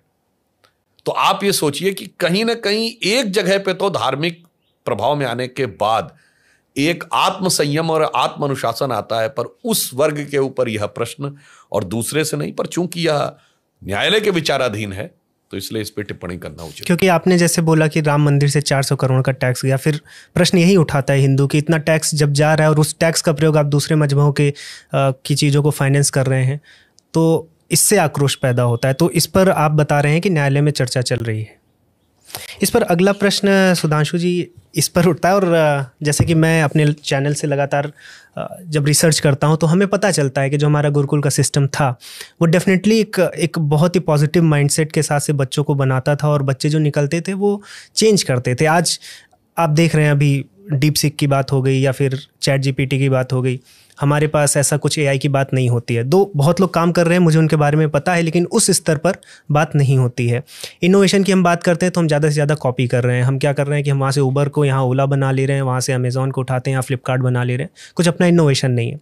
मैंने जो स्टडी की है मुझे पता चलता है इनोवेशन इसलिए नहीं है क्योंकि हम अपनी मूल धारा से हट गए हैं। जब आपकी अपनी कोई चीज़ नहीं है, दूसरों को आप कॉपी ही करेंगे। तो इसलिए, और आपने भी कई मंचों से ये बात की है कि गुरुकुल की जो पद्धति या भारतीय ज्ञान परंपरा है बहुत अच्छी परंपरा है जहाँ से हम अच्छे बच्चे निकाल सकते हैं। तो इसके लिए क्या भारतीय सरकार कुछ कर रही है? क्योंकि मदरसे तो बनाने की पूरी आज़ादी है, मिशन स्कूल बनाने की पूरी आज़ादी है, क्या उस प्रकार से हिंदू कम्युनिटी उस तरह के गुरुकुल बना पाएगी? देखिए, हम एक बात इसमें और भी बात करना चाहते हैं। आपने बिल्कुल सही कहा, हम स्वतंत्र हुए। प्रधानमंत्री जी ने कहा है कि ये अमृत काल है। अमृतकाल में उन्होंने 5 संकल्प कहे। नंबर 1, इस देश को विकसित राष्ट्र बनाना, पर कैसे बनेगा। नंबर 2, गुलामी की मानसिकता के हर प्रभाव से मुक्त करना है। नंबर 3, इसके लिए विरासत पे गर्व करना है। नंबर 4, इसके लिए कर्तव्य करना है। और नंबर 5, कर्तव्य सामूहिक रूप से करना है। जो आपने कहा, हमारे यहाँ हम नई चीजों को क्यों नहीं कर पा रहे हैं, क्योंकि गुलामी की मानसिकता से हम आज तक पैबस्त हैं। हमारा सेल्फ कॉन्फिडेंस अभी तक नहीं लौटा है। ये कहने में बात किसी को बहुत अजीब लगेगी, पर मैं कह रहा हूं, यह अमृतकाल की लड़ाई एक मायने में आजादी की लड़ाई से बड़ी लड़ाई है। क्योंकि आजादी की लड़ाई वो थी कि आप जेल में बंद थे और आपको था जेल से बाहर निकलना है, पर यह लड़ाई वो है कि आप एक मानसिक नशे के शिकार हो गए हैं, ड्रग्स एडिक्ट हो गए हैं, और अपने मन को उस ड्रग से मुक्त करना है। मैकाले और मार्क्स की ड्रग ऐसी भरी हुई है कि जिसकी वजह से हमारा, अब यह कैसे संभव है कि भारतीय बाहर जाता है। इवन सोचिए, अंग्रेजों के आने से पहले मैं एक बात कहना चाहता हूं, खासकर तब तक जब तक 60 का दशक नहीं आया था, 70 का दशक नहीं आया था, और भारत के ऊपर ये लेफ्टिस्टों का कंट्रोल नहीं हुआ था भारत के इंटेलेक्चुअल एस्टेब्लिशमेंट में। सर सीवी रमन साइंटिस्ट थे ओरिजिनल, विश्वेश्वरैया जी ओरिजिनल वो निकले थे, सत्येंद्र नाथ बोस जी जिनके नाम पे हिग्स बोसॉन बना है, Amal Kumar Raychaudhuri, even Hargobind Khorana, genetic engineering के जिन्होंने डीएनए का जो मॉडल दिया गया, वॉटसन एंड क्रिक ने दिया, उसके साथ हरगोविंद खुराना जी भी थे। ये क्या कारण था कि हम मूल साइंस में भी उस समय बहुत आगे अच्छे स्थिति में चल रहे थे, और उसके बाद हमारा इनोवेशन खत्म हो गया फंडामेंटल साइंस में। क्यों? भारत की लोगों के अंदर, युवा शक्ति के अंदर जो क्षमता थी, उसको कुंद करने के लिए अंग्रेजों ने हमारे दिमाग में भर दिया, तुम कुछ नहीं कर सकते, सिर्फ नौकरी करो। यानी कोई दुनिया जिंदगी में इनोवेशन के बारे में मत सोचना, डोंट टेक एनी रिस्क। हमारा आत्मविश्वास इतना कम कर दिया गया कि तुम्हें रिस्क नहीं लेना है, और उसके बाद हमें यह अपने दिमाग से निकालना पड़ेगा कि जो वेस्ट से आया है वही अच्छा है। हमारे पास क्या क्या नहीं है उसे सोचना चाहिए। जैसे मतलब आप सोचिए कि अगर फार्मास्यूटिकल में उनके पास है, तो हमारे पास तो आयुर्वेद में कैसी कैसी चीजें, हमें उस पर सिर्फ फंडामेंटल थोड़ी रिसर्च ही तो करनी है। अगर आप देखें तो बहुत सारी ऐसी चीजें हैं, जैसे मैंने ये बताया, अगर फंडामेंटल साइंस में उस जमाने में सत्येंद्र नाथ बोस और सीवी रमन, अमल कुमार राय चौधरी, जेसी बोस उस समय रिसर्च कर सकते हैं, कौन सी ऐसी चीजें जो आज रिसर्च नहीं हो सकती। और हमारा नॉलेज बेस इतना है, आप अपने वेदों में, उपनिषदों में, आयुर्वेद में, योगा में, हमारी टेक्नोलॉजी में फंडामेंटल रिसर्च करिए। मैं कह रहा हूं we will be the world leader. तो लास्ट में मैं एक बात कहना चाहूंगा युवाओं से कि भाई हमारे पास बहुत कुछ है, तो आप दूसरों के आगे हाथ मत फैलाइए नॉलेज के लिए। तो वो एक बड़ा फेमस शेर था कि जब अपने ही घर में खजाने बहुत हैं, अभी साज दिल में तराने बहुत हैं, अभी जिंदगी के फसाने बहुत हैं, दरे गैर पर भीख मांगो न फन की, जब अपने ही घर में खजाने बहुत हैं। सुधांशु जी, लगभग समाप्ति हो गई है, बस 2 मिनट दीजिएगा, एक रैपिड फायर लेंगे। दर्शकों को थोड़ा आपके व्यक्तित्व के बारे में भी जानने को पता चलेगा। ज़्यादा समय मत लीजिएगा आप। कुछ टीम ने ही क्वेश्चंस बनाए हैं, मुझे भी अच्छे लगे, तो बस क्विकली बताइएगा, आपको सबसे अंडररेटेड नेता इस समय कौन लगते हैं? जिसका आपको भविष्य बहुत उज्जवल दिख रहा है। नहीं, बहुत से ऐसे लोग हैं। भारतीय जनता पार्टी उन कार्यकर्ताओं की है जिन्होंने में ज़्यादातर कार्यकर्ता अपने को पृष्ठभूमि में रख के काम करते हैं, अपने को अंडररेटेड ही रखते हैं। जो लोग संघ से जुड़े होंगे उनके लिए शायद पता हो, एक शब्द प्रयोग होता था, प्रसिद्धि परांगमुख, यानी प्रसिद्धि से विमुख होकर कार्य करने की बात करना। तो वहां तो पूरा का पूरा संगठन ही अंडररेटेड है, पूरी व्यवस्था अंडररेटेड है। और मैं लास्ट में कहूंगा, पूरा भारत अंडररेटेड है। भारत की जो सामर्थ्य है, जो श्री अरविंदो ने कहा था कि जो दुनिया में स्थान भारत का है वो शरीर में आत्मा का है। तो अभी हमें भगवान हनुमान जी की तरह अपनी अंडररेटेड पावर को समझना है। मतलब आपसे उत्तर नहीं मिलने वाले हैं। चलिए दूसरी तरफ बढ़ते हैं। कांग्रेस की एक बात जो आपको सीक्रेटली पसंद है, कुछ तो पसंद करते होंगे। देखिए, एक बात उनकी निश्चित रूप से अनुकरणीय है कि वो कितना भी हारते चले जाएं, अपने नेतृत्व पर उनकी निष्ठा अविचल है।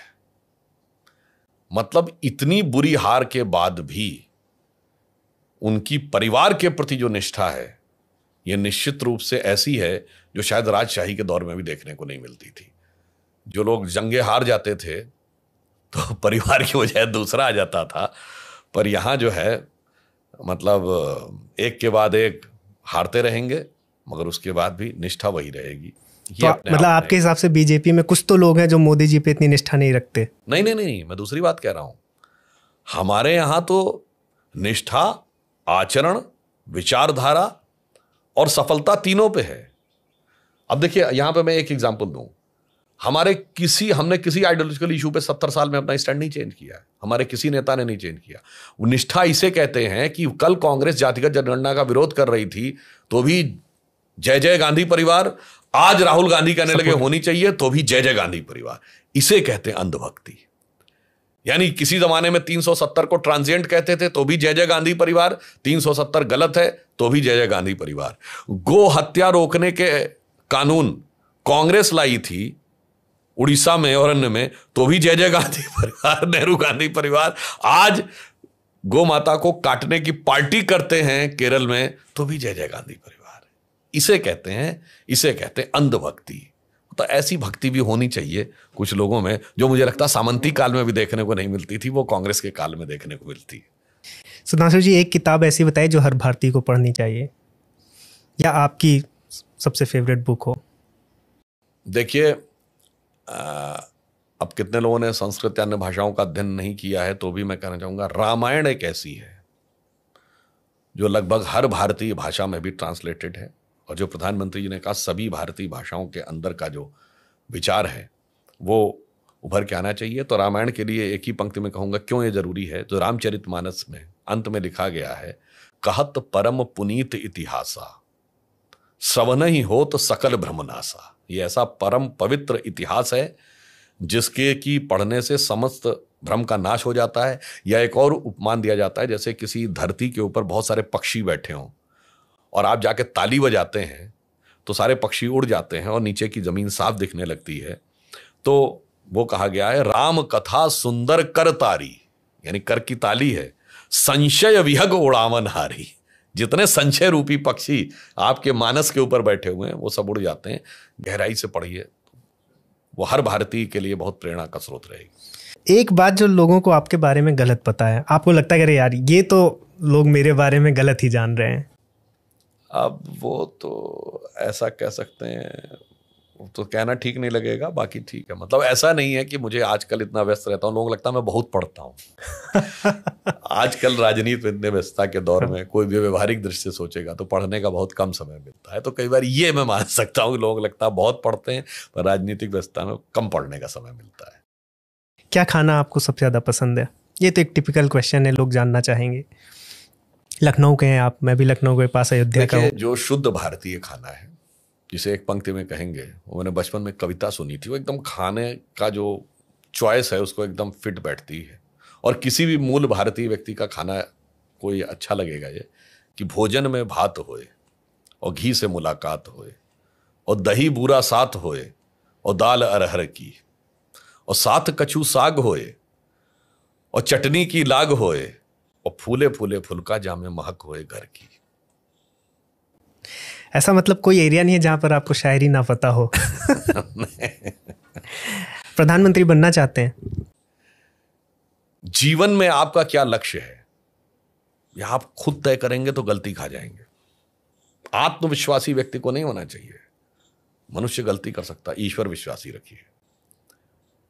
और ईश्वर विश्वास क्या कहता है, जो एक बार ज़ौक़ से पूछा गया था, शेख मोहम्मद इब्राहिम ज़ौक़ बहुत बड़े उर्दू के शायर हैं, गालिब के इक्विवेलेंट माने जाते हैं। तो ज़ौक़ से पूछा गया कि आपका ज़िंदगी का टारगेट क्या है, तो मैं वही उन्हीं की लाइन में जवाब देता हूं कि ज़ौक़, उन्होंने जवाब दिया, ज़ौक़ दुनिया के समंदर में ये कश्ती उम्र की, जिस जगह पर जा लगी वही किनारा हो गया। कौन सी मिनिस्ट्री आपको बहुत पसंद है? देखिए, एक और बात आपको बताएं। वैसे तो राजनीतिक दृष्टि से जो पार्टी तय करती है वो दायित्व लेकर पूरी निष्ठा से उस दायित्व में काम करना चाहिए। परंतु मैं यहां पुनः कहूंगा कि केवल और केवल सरकार के द्वारा ही सब कुछ हो सकता है, ऐसा नहीं है। समाज के परिवर्तन सरकार का निर्माण करते हैं। मुझे याद है प्रचंड बहुमत की राजीव गांधी की सरकार थी, 400 की मेजॉरिटी की और 2 सीटों वाली भाजपा। जब हम लोग राम मंदिर, उसकी तो हमें याद है, उससे पहले की तो याद नहीं है। उस हम लोगों का मजाक उड़ाया जाता था, है तुम लोग क्या आरएसएस वाले फैनेटिक होते हैं, मंदिर कोई मुद्दा है। जिस समय वो अप्रैल 87 में राम मंदिर की रैली में हम लोग गए थे और ये गीत गवाया गया था ना, सौगंध राम की खाते हैं मंदिर वहीं बनाएंगे, तो उसमें एक लाइन थी, जो भरा हुआ सत्ता मद में वह कुंभ फोड़ कर मानेंगे। तो लोग कहते रहे ये क्या बेकार की बात कर रहे हैं, हंसने की बात है। मगर समाज की आई चेतना ने और उसके बाद आपका नेतृत्व यदि प्रामाणिक है, तो आज देखिए मोदी जी के नेतृत्व में ये विचार बदला, आरएसएस ने बदला, समाज ने बदला, गांधी ने आंदोलन खड़ा किया, कांग्रेस सत्ता में उसके बाद आई। तो इसलिए मैं कहना चाहता हूं, यह सोचना कि सब कुछ सरकार से होता है, यह वेस्टर्न थॉट है। बस अंतिम प्रश्न लेंगे सुधांशु जी, ऐसी इसीलिए एक लाइन और कह दूं। जी जी। वेस्ट में सबको खाना सरकार देती है, कम्युनिस्ट कहते हैं मैं तुमको रोटी दूंगा, पर भारत में मंदिरों में भंडारे और गुरुद्वारों में लंगर चलते हैं, जहां जहां सामर्थ्य थी। और वो कौन देता है? समाज कंट्रीब्यूट करता है और समाज का वो करता है। आज से 75-80 साल पहले ये बताइए, पाठशाला कौन बनवाता था? पौशाला कौन बनवाता था? धर्मशाला कौन बनवाता था? ये कुएं कौन खुदवाता था? बगीचे कौन बनवाता था? समाज बनवाता था। आज भले ही कोई किसी बात को कर ले, तब सेठ साहूकारी बनवाते थे जमाने, और वो दान के द्वारा बनता था, समाज की व्यवस्था थी। इसलिए भारतीय मॉडल को समझना है तो भारत की नैसर्गिक ऊर्जा को समझना होगा। जैसे कुंभ का मेला हुआ तो किसी ने इनवाइट नहीं किया, जाके अपने आप करोड़ों लोग आ गए। तो जो inherent, latent, legitimate, deriving force of the Indian society है, उसे समझना होगा। अंत में दर्शकों को कुछ ऐसा बताइए जो जिसके बारे में आपने कहीं नहीं बताया अपने बारे में, जो मेरे पॉडकास्ट को कम से कम इतना तो कहे कि हाँ विशाल जी गए तो कुछ तो ऐसा निकलवा के आए कि सुधांशु जी ने किसी डिबेट में, पार्लियामेंट में कहीं नहीं बोला है अपने बारे में। नहीं, अपने बारे में तो खैर क्या बताएं। हमें जरूर ये, बचपन से मैं बहुत सारी चीजें मार्क करता था, मैं देखता था। तो मैं एक छोटा सा उदाहरण देना चाहता हूं, वो राजनीतिक ही है और कहां से हमारे दिमाग में कनेक्ट हुआ। आप सबने अगर देखा हो तो ये पुरानी वाली फिल्म मुगले आजम थी, उसका सबसे फेमस गाना कौन सा था? जब प्यार किया तो डरना क्या। ठीक, अब जब वो गाना शुरू होता है, अगर किसी ने ना देखा हो तो यूट्यूब पे जाके देखें, स्टेप बाय स्टेप सब लोग आते हैं। तो सबसे पहले कौन आते हैं? ये आते हैं सलीम, तो कहा जाता है शहजादा वली हैदर सल्तनत, फर्जंद अंजुमन, साहिब आलम शहजादा सलीम। तो मैंने देखिए एक लाइन में कई चीज को देखता था तो बचपन में गौर से देखने से क्या होता था। फिर जोधाबाई आती हैं तो जीनत तख्त हिंदुस्तान, और फिर कुछ और बोला जाता है, महारानी जोधा। फिर अकबर आता है, तो याद करिए उस जमाने में जो बोला जाता था, बादा बा मुलायजा होशियार खबरदार, तो कहते हैं उसमें एक लाइन बोली जाती है जब अकबर आता है, सजदे में निगाह रहे तमाम होश खिरत पेश बादशाह रहे, सजदे में निगाह रहे। मैं स्टूडेंट लाइफ में जब बड़ा हुआ, मैंने कहा कहते हैं वंदे मातरम नहीं बोलेंगे क्योंकि हम तो सजदा भगवान के अलावा नहीं करते, तो भैया ये बादशाह को तो सजदा करते थे। और किसी को ना हो तो जाके अभी भी वो मुगले आजम में मैंने बताया, उससे जस्ट पहले का जो प्यार किया तो डरना क्या से पहले का 2-3 मिनट देख ले, उसमें है सजदे में निगाह रहे तमाम होशो खिरत पेश बादशाह रहे। यहां से मेरे दिमाग, जो आपने कहा ना कई बार लोगों को लगता है ऐसा नहीं कि मैंने कोई उसका बहुत उतना गहराई से अध्ययन किया था, तुरंत मेरे दिमाग में क्लिक हुआ, अगर वहां सजदा तो यहां सजदा क्यों नहीं? अच्छा, उसका भी जवाब देने की कोशिश करेंगे कि सिजदाए उबूदियत और सिजदाए ताजमी, यानी वो श्रद्धा का सजदा नहीं है, सम्मान का, तो भाई सम्मान का ही कर लो। यहां पे आके बात कट जाती है। तो कभी कभी क्या होता है, फिल्मों को भी बच्चों से कहूँगा बहुत गौर से आप फिल्मों को देखें, तो आपको ऐसी ऐसी चीज समझ में आती है कि उसको देखकर कभी आप गौर से देखें तो उसको समाज और राजनीति में भी आप उसका एक प्रभाव देख सकते हैं। आप हर पल अपने आप को डिबेट के लिए तैयार करते हैं ना, तो आप ही देख पाते हैं। नहीं, ये तो मैं बहुत बचपन की बात मैं कह रहा हूं। मतलब I have seen this movie first time in 1981 class 4th में। Then again I have seen when I was in engineering in 1989। Class 4 में तो कुछ समझ में नहीं आई थी, तो कुछ मतलब बस सब लेकिन एक वो मेमोरी में रहता है, तो हाँ, तो वो उस मेमोरी में रहता था, तो इसलिए तो कई बार ऐसी चीजें होती थी। और मतलब अगर आप देखें तो उदाहरण के लिए एक चीज जो मैंने अभी कहीं नहीं बोली है, तो वो आपके बोले देता हूं। जैसे प्रेम के बारे में पूछा गया, वो तो मैंने बोला, मगर आज उसका आदर्श क्या रह गया है? मुझे 1970 की फिल्म याद आती है, पूरब पश्चिम। मैं पूछना चाहता हूं, जो लोग आज कहते हैं प्रेम था फिर ब्रेकअप हो गया, ब्रेकअप कैसे हो जाएगा? भारतीय आदर्श क्या है? वो गाना आप याद करिए, कोई जब तुम्हारा हृदय तोड़ दे, तड़पता हुआ जब तुम्हें छोड़ दे, तब तुम मेरे पास आना प्रिय, मेरा दर खुला है, खुला ही रहेगा तुम्हारे लिए। उसकी आगे की लाइन देखिए, मतलब पुरुष और स्त्री दोनों के लिए, मतलब आज के लड़के लड़कियों को समझना चाहिए, दोनों के लिए आदर्श है। वो क्या लाइन बोलता है? अभी तुमको मेरी जरूरत नहीं, बहुत चाहने वाले मिल जाएंगे। अभी रूप का एक सागर हो तुम, कमल जितने चाहोगी खिल जाएंगे। पर आगे कहता, पर दर्पण तुम्हें जब डराने लगे, जवानी भी दामन छुड़ाने लगे, तब तुम मेरे पास आना प्रिय, मेरा सर झुका है, झुका ही रहेगा तुम्हारे लिए। आज कोई है ऐसा जो कहे कि वो युवावस्था का सारा वो खत्म हो जाएगा तो बुढ़ापे के तुम्हारे लिए इंतजार करेंगे? नहीं है भाई, तो मत कहो वो प्रेम है। फिर अब आप ये सोचिए, जो दूसरा उसका स्टेंजा है, और ये भी मैंने देखा था 1984 में ये मूवी, 70 में नहीं, 70 में तो हमारा जन्म नहीं हुआ, तो ये तो हमारे जन्म से पहले की बात है। अब देखिए वो क्या कहते हैं। अब अगर सोचिए, लड़कियों के लिए भी सोचने की बात है कि कोई शर्त होती नहीं प्यार में, मगर प्यार शर्तों पे तुमने किया। आगे की लाइन, नजर में जो चमके सितारे जरा, बुझाने लगी आरती का दिया। जब अपनी नजर में ही गिरने लगो, अंधेरों में अपने ही घिरने लगो, तब तुम मेरे पास आना प्रिय, ये दीपक जला है, जला ही रहेगा तुम्हारे लिए। सिर्फ ये कहता हूं, क्योंकि ये मुझे इसलिए ध्यान है, अभी मनोज कुमार जी की डेथ हुई है। उस जमाने में, बचपन में, इंडियन कल्चर इथॉस को लेकर, राष्ट्रवादी विचार को लेकर जो मनोज कुमार जी ने किया है, वो अद्भुत और सराहनीय है। मगर दुख की बात यह है कि मोदी सरकार आने से पहले मनोज कुमार जी को कभी दादा साहब फाल्के अवार्ड तक नहीं मिला। तो उसके लिए भी मोदी सरकार आने का इंतजार करना पड़ा। इसलिए मैंने कहा, जिसे आज बच्चे प्रेम कहते हैं, जरा देखो उस गाने के 2 स्टेंजा देखो, ये है रियल प्रेम की परीक्षा। ये नहीं है कि आज तो चलो भाई कुछ दिन साथ में रहे, खाए पिए, घूमे फिरे, मौज हो गया ना। अगर गहराई से देखना है तो डेप्थ में जाओ।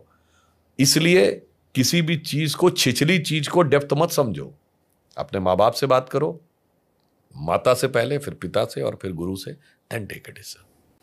सुधांशु जी, आपने समय दिया और इस पॉडकास्ट से जुड़े दर्शकों को भी बहुत ढेर सारा आपसे ज्ञान मिला है। उसके लिए मैं, मेरी पूरी टीम आभारी है। और कभी भविष्य में अगर आपको फिर से लगे कि एक वार्तालाप किसी और विषय पर की जा सकती है तो अवश्य आमंत्रित कीजिएगा। और इसी के साथ मैं इस पॉडकास्ट को यहीं पर समाप्त करता हूँ। बहुत बहुत धन्यवाद।